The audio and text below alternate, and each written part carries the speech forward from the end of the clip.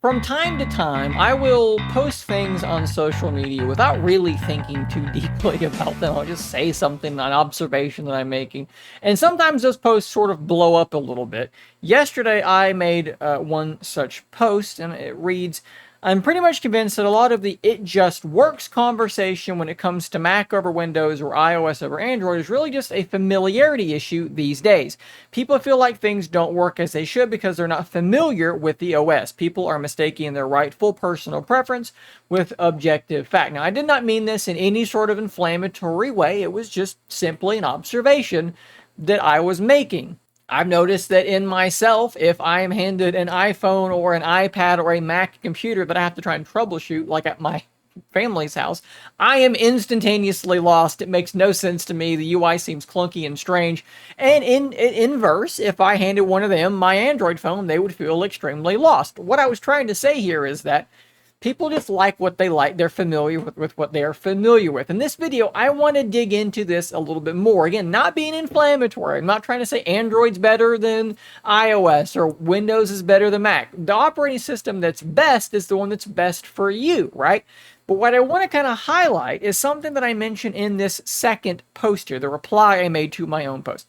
I always get a lot of AirDrop just works comments, and that's totally true. It's a great product, but let me remind you that Google does have Quick Share, which works across all Google software, tablet, phone, laptop, and does the same thing. It's a good example of people being entrenched in the stuff they use and not knowing much about the other side, and therefore being a bit confused by it, which is totally normal. And again, I want to dig into this.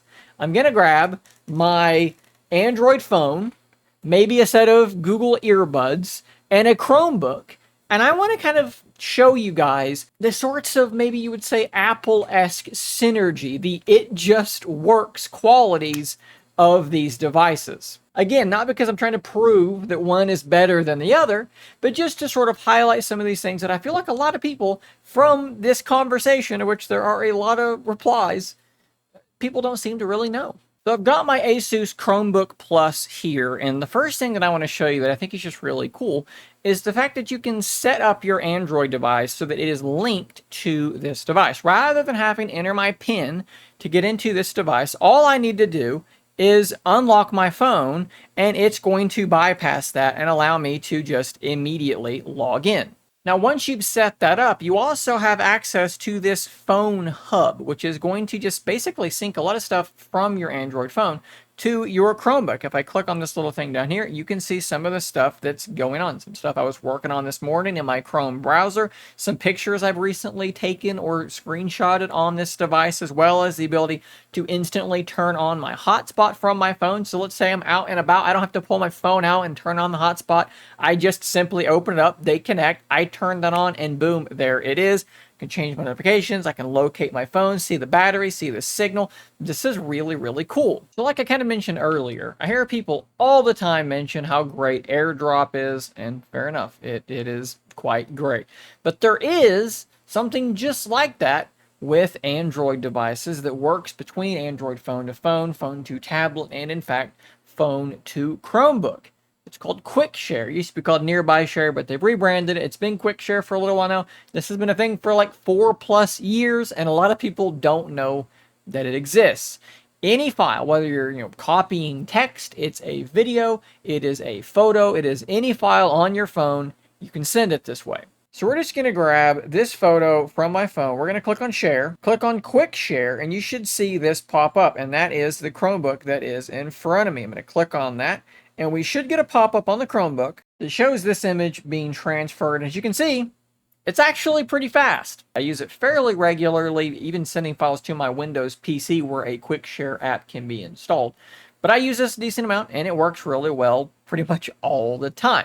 Now, that's not the only way, though, to sync photos and videos, because, of course, Google Photos exists. If I take a photo on my Pixel phone, on my Google phone with Google Photos installed, or a video, it's going to be uploaded to the cloud in the background, and that is, of course, fully accessible on your Chromebook. You can see I've got Google Photos pinned down here. And if I fire this up, you can see there's all my stuff. In fact, there are the videos I just shot for this video, and they're already here in Google Photos from my OnePlus Open. Boom, right there, easily accessible. Here's the photo itself that I was sending over. It's right there. It's in good quality. You may have noticed that I just got a notification from my Pixel Fold over here, and that's because, just like with iMessage, I can actually send and receive my text messages from this device as well. Now, of course, I could have just replied in that notification itself, but I can also just access all of my text messages right here through this little web app, and it works great. I use this on my Chromebook. I use this on my Windows computer. Works really well, and it's even compatible with RCS. Now, this next one should be fairly obvious, but maybe not everybody is aware of this, but Chromebooks do now have full access to the Google Play Store. Well, what does that mean? It means that any and every application that you have installed on your phone can be installed on this device as well. Now, some of them are going to work better than others, but I do find that a shocking number of these applications work really quite well into my workflow. And this means that you're not having to go from app to app. You're on your phone, it's one thing. You go over to your laptop, it's another thing. It's the exact same thing from device to device, which I really enjoy. Now, what's really cool is that you can actually take that sort of synergy one step further. If we jump back into our phone hub, there is a setting you can enable called Recent Apps. And what this lets you do is look at the applications that are on the phone that you have connected, and you can then launch those applications, and they will stream from your device. That's my Pixel Fold streaming. And look, let me show you this. My Pixel Fold is not occupied at all. It's doing nothing. It's just hanging out. But that is Threads running on my Pixel Fold. Not only is it the same app, I'm actually in the way up there, it is literally the same app. And that is really, really cool. Let's talk a bit further about this sort of phone to laptop synergy. One big thing that's missing that absolutely drives me crazy for not being there, why isn't I here, is cross-device copy and paste, your clipboard syncing back and forth. But I got really good news for you guys. There's an application. I know this is a little annoying. This kind of is cheating. I'm installing a third-party application, but it's called KDE Connect, and it does wonders. This is what it looks like, KDE Connect. Once it is fired up, you can actually connect it to your phone. So my Pixel Fold and this laptop are connected, and once that has occurred, you can do something really cool. Here we are on my Pixel Fold. We're going to copy that text, and there's actually a little shortcut you can put in your quick settings to send that clipboard. And if I slide over here on my Chromebook screen, I can hit Control V, and there is that text. Do I wish that this was automatic? Absolutely. Why is this not a thing? I have no idea. Google, make it a thing, but you can at least sort of get it done that way. It actually works in both directions. Something else that I think is really quite cool is the fact that if you use something like these Pixel Buds Pro and you fire them up and put them into pairing mode, even though they are already paired to my Pixel Fold, you can see them pop up right there on my Chromebook, and I can go ahead and connect to them here as well. Multi-point connection. I'm using them on my Pixel Fold. I pause something, pick it up on the Chromebook. It's going to carry over synergistically. From there, you can actually go to mypixelbuds.google.com and fully control all of your settings as well. These things are meant to be used with your Chromebook and your phone in tandem. Now, this one isn't a huge deal, but I do like the fact that Google Assistant is right here on this device as well. What's the forecast for today? You can see there it is. It's Google Assistant. It's functioning exactly as you would expect it to function. And a whole bunch more stuff like this is going to be coming very, very soon. Maybe talking about this on the channel relatively soon. Maybe the update will hit my device, or maybe I'll get a new device that already has it on it. But there's a lot of Gemini stuff coming to these Chromebooks as well. Little AI things to help you write, game dashboard, lots of really cool stuff. So definitely subscribe to the channel, because I will be talking about that in some form, hopefully very soon. I'm going to be honest, this is one of those subjects where I could probably keep going for a lot longer, but at a certain point, it begins to have diminishing returns, I feel like. These are the biggest examples. These are my favorite examples. For me, as someone who has a Pixel Watch on, a lot of the time Pixel Buds in their pocket, a lot of the time a Google Pixel phone in their other pocket, and then a lot of the time when I'm not editing, when I'm not doing stuff here on this Windows PC, there is a Chromebook being used. This is one that Google actually sent over for me to check out a while ago, the Asus Chromebook Plus CX34. All of these things just work together incredibly well.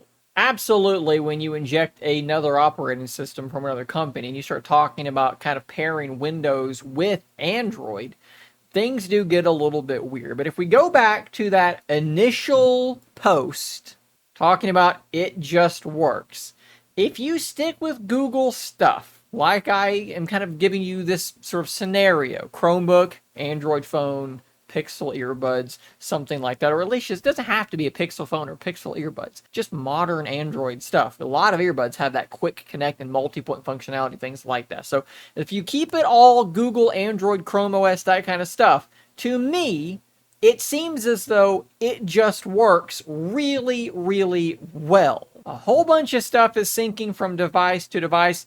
There's a lot of things about Chromebooks that I feel like are so overlooked. If you set up a new Chromebook and you log in, that new Chromebook will be exactly like your old Chromebook within just a handful of minutes. It's going to download all your apps. It's even going to put them in your app drawer in the same folders, the same general organization as you had. It's going to grab your wallpaper. It's going to sync pretty much everything really quickly. These things reboot in like 4.5 seconds. Updates are incredibly fast. So to me, when we talk about it just works, I think that this setup is a pretty good example of it just works. Again, like I said earlier, I'm not trying to say one's better. I'm holding so many things. I'm not trying to say that one is better than the other. I'm not trying to say abandon your Apple products and come over and do this stuff. Do what makes sense to you, right? I understand that Chromebooks are not for everyone. I don't work on my Chromebook. Yes, you can now use something like LumaFusion and actually do some legitimate video editing on a Chromebook.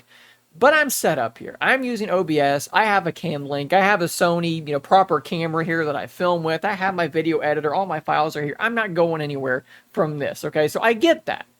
But in terms of what a lot of people, most people use their devices for, browsing the web, social media, doing some light photo editing. Chromebooks are great, and they're getting better and better. Magic Editor is going to be on them here very shortly. Should be rolling out to people very soon. That's pretty crazy. Again, I think they just work. Let me know what you think, though, in the comments down below. Subscribe for more content just like this. And until next time, stay nerdy, my friends.